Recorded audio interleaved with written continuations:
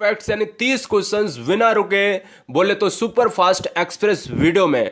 तो हर बहन हर भाई लगाएंगे क्वेश्चंस की श्रृंखला में झड़ी। भैया पहला क्वेश्चन स्क्रीन पर है, कोरोना वायरस होने पर मनुष्य का कौन सा पार्ट, यहां पर पार्ट कर लीजिएगा, कौन सा अंग या पार्ट खराब हो जाता है। ऑप्शन है 4, गुर्दा, यकृत, फेफड़ा या फिर हृदय।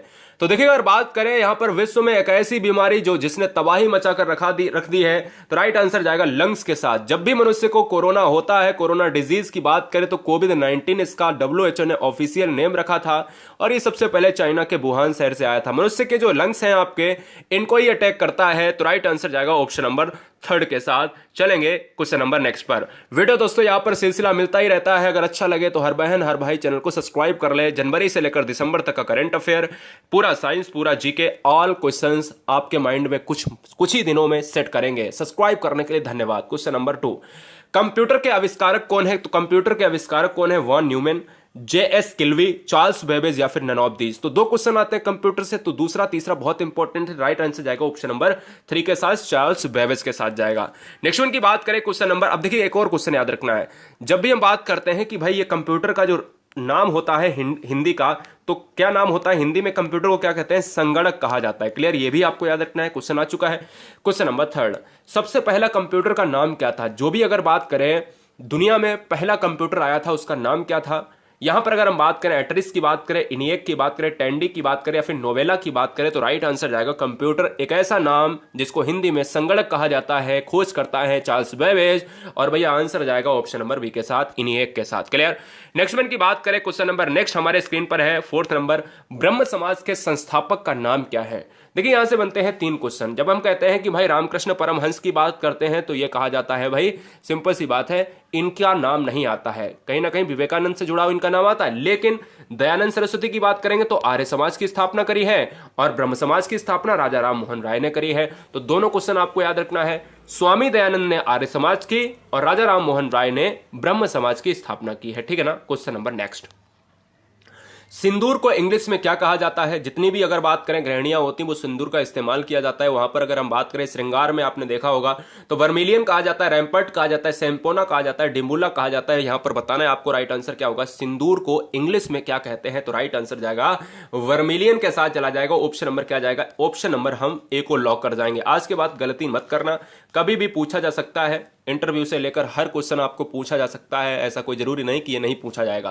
क्वेश्चन नंबर 6, लोसांग एक उत्सव है जो मनाया जाता है। भारत के किस राज्य में लोसांग को मनाया जाता है और उसकी राजधानी क्या है?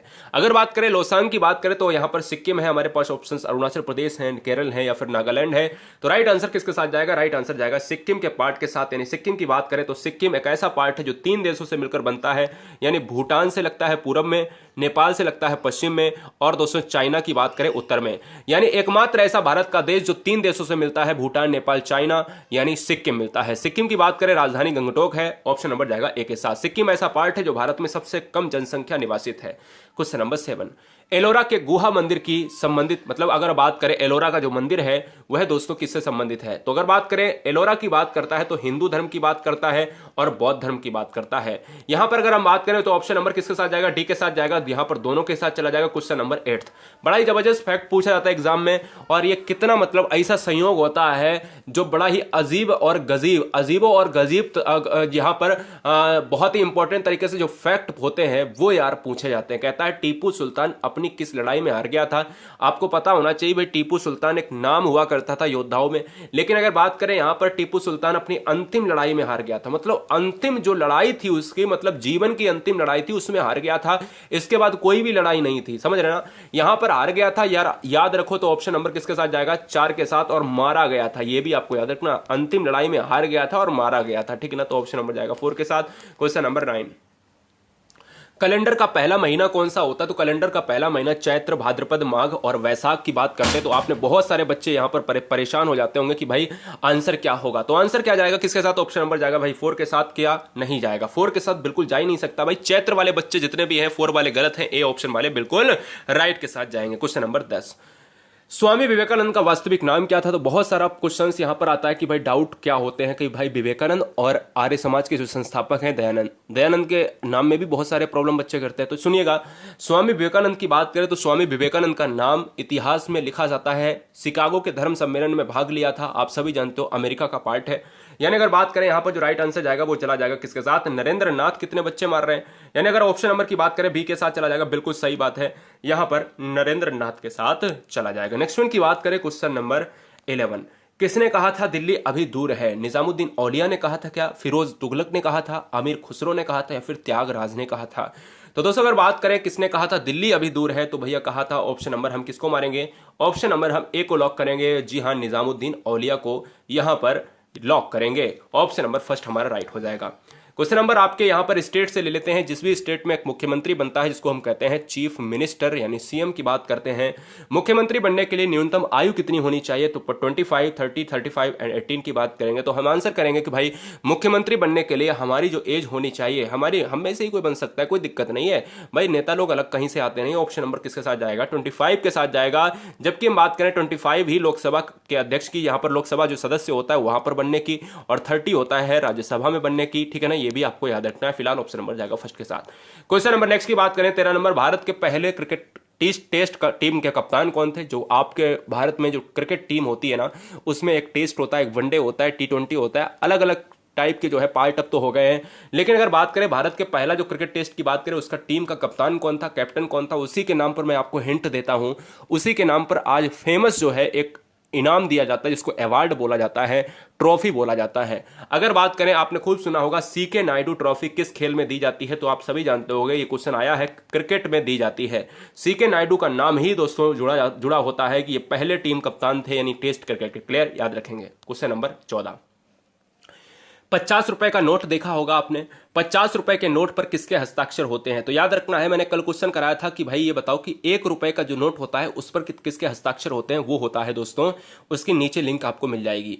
वो किस पर होता है उसकी लिंक नीचे मिल जाएगी, वो वीडियो देखिएगा, 30 क्वेश्चन की सुपर फास्ट वीडियो में।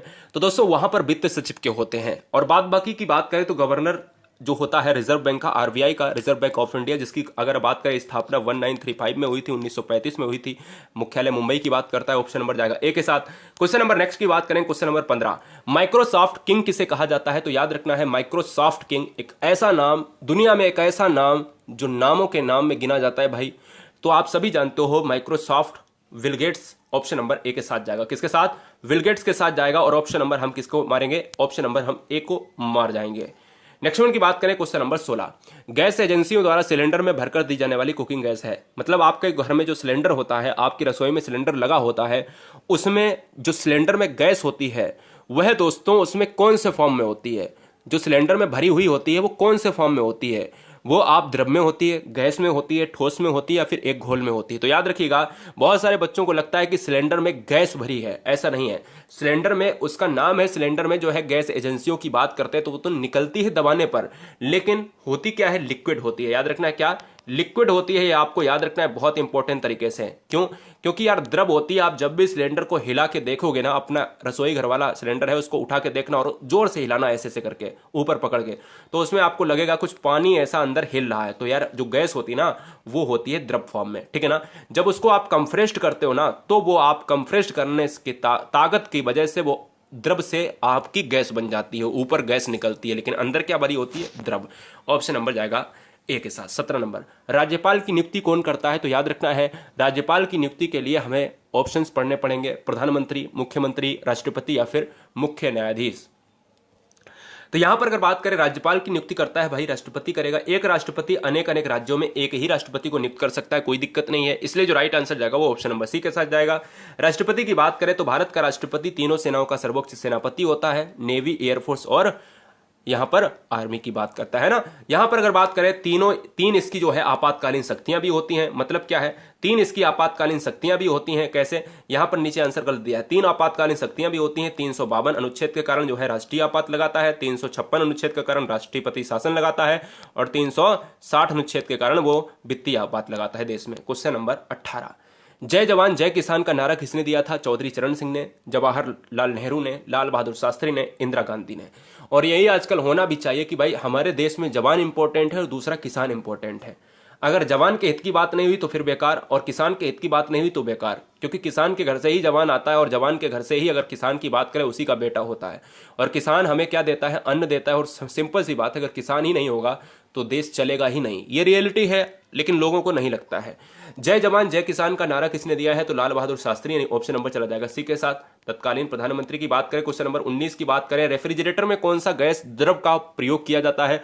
रेफ्रिजरेटर में कौन सी गैस जो होती है उसमें द्रव का प्रयोग किया जाता है, लिक्विड का प्रयोग किया जाता है? जैसे अगर बात करें फ्रिज की बात करें तो उसमें क्या होगा? अरे भाई, उसमें ammonia, carbon dioxide, chlorine, hydrogen. जो बच्चे ऑप्शन नंबर क्या मार रहे हैं? ऑप्शन नंबर ए मार रहे हैं, उन सभी को बताना चाहेंगे कि आपका ऑप्शन सही है। अमोनिया की बात करें NH3 होता है। क्वेश्चन नंबर 20, नागार्जुन सागर परियोजना किस नदी पर बनी हुई है? ये तो बहुत सिंपल क्वेश्चन है, इस क्वेश्चन को तो बताने की जरूरत ही नहीं। क्यों? आप कहोगे सर कैसे? हमने कहा था, आपको ट्रिक बताई थी कि भाई अर्जुन निकल रहा है, नागार्जुन में क्या है? अर्जुन है। अर्जुन के साथ हमें क्या लगाना है? कृष्ण लगा देना है। भाई हमें लॉजिक ही नहीं लगाना है, भाई ट्रिक लगा देनी है। अर्जुन के साथ कृष्ण लगा देना है, आंसर हो जाएगा। यानी ऑप्शन नंबर हमारे साथ सी के साथ चला जाएगा। क्वेश्चन नंबर 21, आपने थंबनेल पे देखा होगा ऊपर की, भाई जिसके लिए वीडियो आपने क्लिक की है, भारतीय नोटों पर कितनी भाषाएं अंकित होती हैं? आप देखो, क्वेश्चन समय के साथ चेंज हो जाएगा, तो ये वीडियो आप कब देख रहे हो ये नहीं पता, ठीक है ना। लेकिन आपको मैं बता दूं कि इस समय पहले भाषाएं कितनी थी? पहले भाषाएं 15 भाषाएं थी, ठीक है ना। थोड़े दिनों में चेंज हुई भाषाएं और यहां पर 17 भाषाएं हो गई हैं। भारतीय नोटों पर कितनी भाषाएं अंकित है? तो इस समय की बात करें तो 17 भाषाएं हो चुकी हैं, तो ऑप्शन नंबर जाएगा 4 के साथ। आने वाले समय में 22 भाषाएं भी आपको नोट पर देखने को मिलेंगी। राइट आंसर जाएगा 4 के साथ। क्वेश्चन नंबर 22, रुपए की तुलना में किस विदेशी मुद्रा का मूल्य अधिकतम है? रुपए की तुलना में किस विदेशी मुद्रा का मूल्य अधिकतम है? Yen, Australian dollar, US dollar या फिर ब्रिटिश पौंड? तो दोस्तों अगर बात करें रुपए की तुलना में, रुपए का मतलब इंडियन रुपीस। आपने बहुत सारे बच्चों ने ऑप्शन नंबर सी लगा लिया होगा, लेकिन आपका सभी का आंसर गलत है। हमसे कह रहा है क्या? हमसे ये नहीं कह रहा है कि कौन सा रुपए से ज्यादा है, हमसे ये कह रहा है रुपए की तुलना में सबसे ज्यादा कौन सा इसमें। हमें ये नहीं बोल रहा है कि हमारे से ज्यादा कौन सी है। तो भाई यूएस डॉलर है तो ज्यादा, रुपए से ज्यादा है, बिल्कुल मैं आपकी बात से एग्री करता हूं, लेकिन क्वेश्चन में अधिकतम दिया है, मतलब सबसे ज्यादा कौन सा हो सकता है? तो याद रखना यूएस डॉलर से भी ज्यादा है क्या? British pound. ब्रिटिश पौंड सबसे महंगा है, तो इसलिए जो राइट आंसर जाएगा वो डी के साथ चला जाएगा। क्वेश्चन सही से नहीं पढ़ा आपने, काफी बच्चे गलत किए हैं। क्वेश्चन नंबर 23, भारत में कितने वर्ष के बाद जनगणना होती है? तो भारत में जनगणना का जो पार्ट का समय है, जल्दी से आपको बता देना है, 5 वर्ष है, 7 वर्ष है, 10 वर्ष है या फिर 8 वर्ष है। तो आपको याद रखना है कि पहली जनगणना हुई थी 1872 में हुई थी, आपको याद रखना है, ठीक है ना। 1872 में हुई थी। अगर हम बात करें जनगणना की बात करें तो भारत में प्रत्येक 10 ईयर पर जनगणना होती है। मतलब अगर पिछली जनगणना 2011 में हुई थी तो अभी की जनगणना 2021 में, और उसके आगे की जनगणना 2031 में, ठीक है ना। यह आपको याद रखना है। तो ऑप्शन नंबर किसके साथ जाएगा? सी के साथ चला जाएगा। नेक्स्ट वन की बात करें, क्वेश्चन नंबर 24, अर्थशास्त्र में नोबेल पुरस्कार पाने वाले प्रथम भारतीय कौन थे? रविन्द्रनाथ टैगोर। अगर बात करें अमर्त्य सेन की बात करें, वेंकट रमन रामकृष्णन की बात करें, या फिर डॉट डॉट अन्य में देखेंगे जाए।